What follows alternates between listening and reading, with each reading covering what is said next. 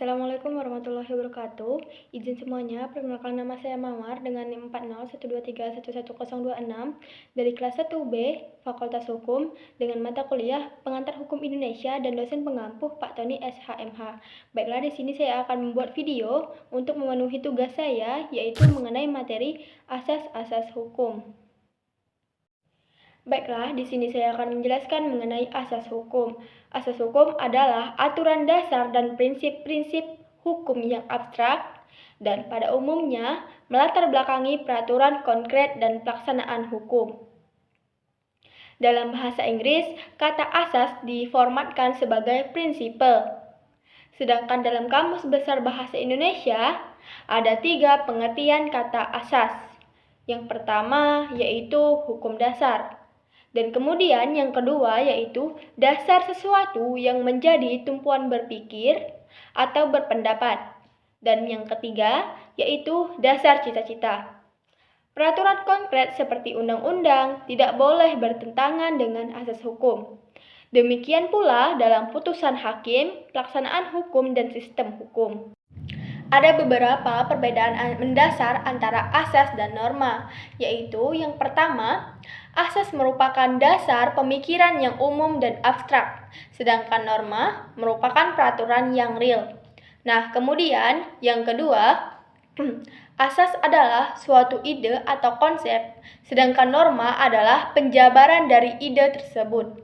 Nah, kemudian yang ketiga yaitu asas hukum tidak mempunyai sanksi, sedangkan norma mempunyai sanksi.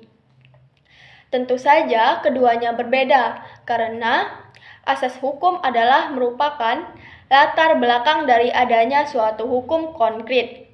Sedangkan norma adalah hukum konkret itu sendiri, atau bisa juga dikatakan bahwa asas adalah asal mula dari adanya suatu norma.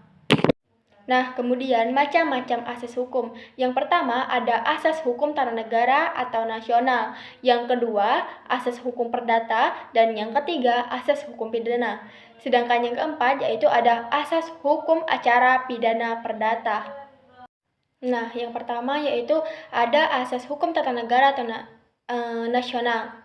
Pada tanggal 29 April 1945, pemerintah Jepang di Jakarta membentuk suatu badan yang diberi nama Dokuristu Junbi Kosakai, atau Badan Penyelidik Persiapan Kemerdekaan, yang disingkat dengan BPPK. Nah, badan ini beranggota 62 orang dan diketuai oleh Dr. Rajitman Widyodiningrat.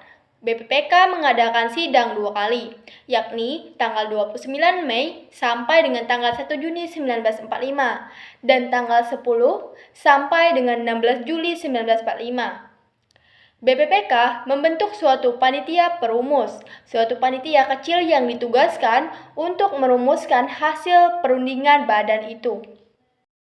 Kemudian adanya pokok-pokok tata pemerintahan negara Republik Indonesia, yaitu landasan hukum tata pemerintahan Indonesia. Yang pertama ada landasan ideal, pandangan hidup, kesadaran dan cita-cita hukum, serta cita-cita moral luhur yang meliputi suasana kejiwaan, serta watak dan bangsa Indonesia itu pada tanggal 18 Agustus 1945 telah dimurnikan dan dipadatkan oleh Panitia Persiapan Kemerdekaan atas nama bangsa Indonesia atau atas nama rakyat Indonesia.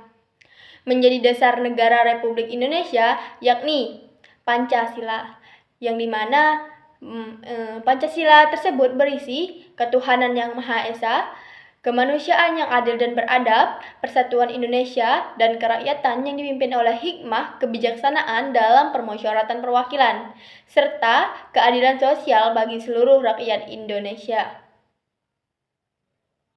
Nah, yang kemudian B, landasan konstitusional Undang-Undang Dasar 1945. Sebagai perwujudan dari tujuan proklamasi kemerdekaan 17 Agustus 1945, terdiri dari pembukaan dan batang tubuhnya serta penjelasan Undang-Undang Dasar 1945 sebelum diamandemen. Kemudian yang C, pembukaan Undang-Undang Dasar 1945. yaitu ada pembukaan Undang-Undang Dasar 1945 adalah perwujudan jiwa proklamasi kemerdekaan 17 Agustus 1945 ialah jiwa Pancasila. Dan kemudian pembukaan Undang-Undang Dasar 1945 sebagai pernyataan kemerdekaan yang terperinci yang mengandung cita-cita luhur dan proklamasi kemerdekaan Hari Kemerdekaan dari 17 Agustus 1945 dan yang memuat Pancasila sebagai ideologi negara. Nah, kemudian ada hukum perdata. Hukum perdata ditinjau dari sudut ilmu hukum adalah keseluruhan daripada ketentuan-ketentuan hukum yang mengatur dengan cara bagaimana tertib hukum perdata dapat ditegakkan.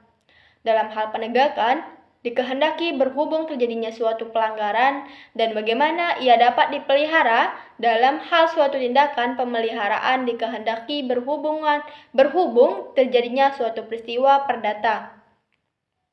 Dalam definisi tersebut, kata-kata hukum perdata dipakai dalam juga artian hukum dagang. Kemudian adanya sejarah hukum perdata di Indonesia, yaitu dari kodifikasi hukum perdata Belanda tahun 1830. Sumber pokok hukum perdata ialah Kitab Undang-Undang Hukum Sipil disingkat KUHS. KUHS sebagian besar adalah hukum perdata, yaitu Napoleon tahun 1811 sampai dengan 1838. Akibat pendudukan Prancis di Belanda, berlaku di negeri Belanda sebagai kitab undang-undang hukum sipil yang resmi. Pada zaman dahulu, dianggap sebagai hukum yang paling sempurna. Kemudian, pembagian dan sistematik hukum perdata.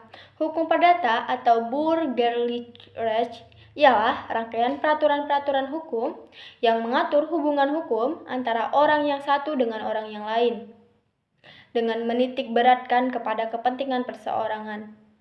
Kemudian hukum perdata diatur atau bersumber pokok pada Kitab Undang-Undang Hukum Sipil yang disingkat KUHS. Menurut ilmu pengetahuan hukum, hukum perdata atau yang termuat dalam KUHS dapat dibagi menjadi 4 bagian, yaitu ada hukum perorangan, hukum keluarga, hukum perkawinan, hukum harta kekayaan, dan juga hukum waris. Nah, kemudian adanya asas hukum pidana. Asas legalitas atau nullum delictum nulla poena sine pravia lege ponenti terdapat dalam pasal 1 ayat 1 KUHP.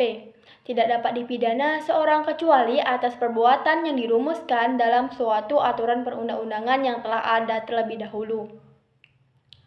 Dalam catatan sejarah, asas ini dirumuskan oleh Anselm von Feuerbach dalam teori Vom Psychologischen Zwang atau paksaan psikologis, di mana ada gaium nullum delictum nulla poena sine pravia lege poenela yang mengandung 3 prinsip. Nah, 3 prinsip dasar tersebut yaitu yang pertama ada nulla poena sine lege, artinya tiada pidana tanpa undang-undang. Kemudian yang kedua nulla poena sine crimine, yang artinya tiada pidana tanpa perbuatan pidana. Dan kemudian yang ketiga yaitu ada nullum crimen sine poena legali, yang artinya tiada perbuatan pidana tanpa undang-undang pidana yang terlebih dulu ada. Hukum pidana adalah keseluruhan dari peraturan-peraturan yang menentukan perbuatan, apa yang dilarang dan termasuk ke dalam tindak pidana, serta menentukan hukuman apa yang dapat dijatuhkan terhadap yang melakukannya. Adapun sumber-sumber hukum pidana. Sumber hukum pidana dapat dibedakan atas sumber hukum tertulis dan sumber hukum yang tidak tertulis. Di Indonesia sendiri, kita belum memiliki Kitab Undang-Undang Hukum Pidana Nasional, sehingga masih diberlakukan Kitab Undang-Undang Hukum Pidana warisan dari pemerintah kolonial Hindia Belanda. Adapun sistematika Kitab Undang-Undang Hukum Pidana antara lain, yang pertama, Buku 1 tentang ketentuan umum pasal 1 sampai 103, Buku 2 tentang kejahatan pasal 104 sampai 488 dan Buku 3 tentang pelanggaran pasal 489 sampai 5. Adapun macam-macam pidana, yang pertama hukuman pokok. Yang kedua, hukuman mati. Tentang hukuman mati ini, terdapat negara-negara yang telah menghapuskan bentuknya hukuman ini, seperti Belanda. Tetapi di Indonesia sendiri, hukuman mati ini kadang masih diberlakukan untuk beberapa hukuman walaupun masih banyaknya pro kontra terhadap hukuman ini. Yang kemudian yaitu ketiga, hukuman penjara. Hukuman penjara sendiri dibedakan ke dalam hukuman penjara seumur hidup dan hukum penjara sementara. Hukuman penjara sementara minimal 1 tahun dan maksimal 20 tahun. Terpidana wajib tinggal dalam penjara selama masa hukuman dan wajib melakukan pekerjaan yang ada di dalam maupun di luar penjara, dan terpidana tidak mempunyai hak. Nah, kemudian ada juga hukuman kurungan. Hukuman ini kondisinya tidak seberat hukuman penjara dan dijatuhkan karena kejahatan-kejahatan ringan atau pelanggaran.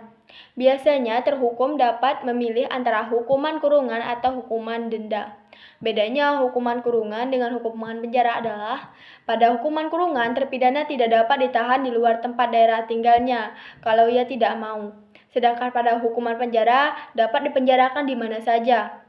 Pekerjaan paksa yang dibebankan kepada terpidana penjara lebih berat dibandingkan dengan pekerjaan yang harus dilakukan oleh terpidana kurungan dan terpidana kurungan mempunyai hak pistol atau hak untuk memperbaiki nasib. Sedangkan hukuman pada hukuman penjara tidak demikian. Nah, selanjutnya adanya hukuman denda.